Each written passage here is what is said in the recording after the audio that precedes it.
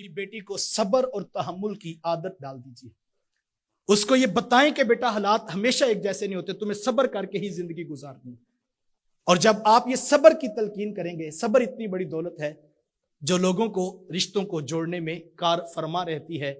आप सीरत रसूल उठाकर देखें, सैयदा कायनात सैयदा फातिमा तो ज़हरा रज़ियल्लाहु तआला अन्हा, कितना बड़ा मेका है कि नबियों के इमाम की साहिबजादी हैं, लेकिन जब उधर हजरत अली मुर्तज़ा रज़ियल्लाहु तआला अन्हु के पास तशरीफ लेकर जाती हैं तो हालात ऐसे हैं कि चक्की भी खुद अपने हाथों से पीसनी पड़ती है और चक्की भी खुद चला रही हैं।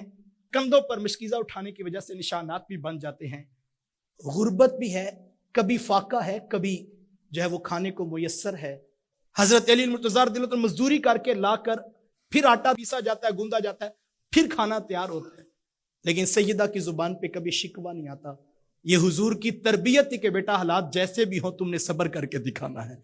और जो मिशन पर नजर थी वो सैयदा उसके ऊपर खड़ी थी कि हुजूर इस्लाम की जो दीन की दी हुई तरबियत थी उसका नतीजा था कि घर में फाका भी आया है, घर में जो है वो दुख भी आए हैं, घर में मुसीबतें भी आई हैं, घर में परेशानियां भी आई हैं, लेकिन जब करबला का मैदान सजा था फातिमा ने बेटा पाल के उम्मत को दिया था।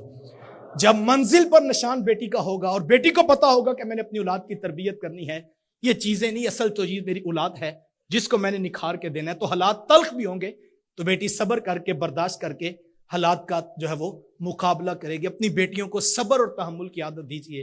और ये इतनी बड़ी चीज है, यकीन जानिए। मैं पिछले मेरी आदत है, कुछ मिजाज ऐसा है कि जब हमारे दोस्त बैठते हैं तो मैं कुछ ना कुछ चीजें शेयर करता रहता हूँ। तो मैं पिछले दिनों एक हमारे पुराने दोस्त से, डॉक्टर साहब, वो दुबई चले गए, तो मैं वो डॉक्टर साहब से मुलाकात की, तो उनकी भी शादी हुई थी। तो मैंने कहा डॉक्टर साहब आप बताएं आपका तजुर्बा क्या है।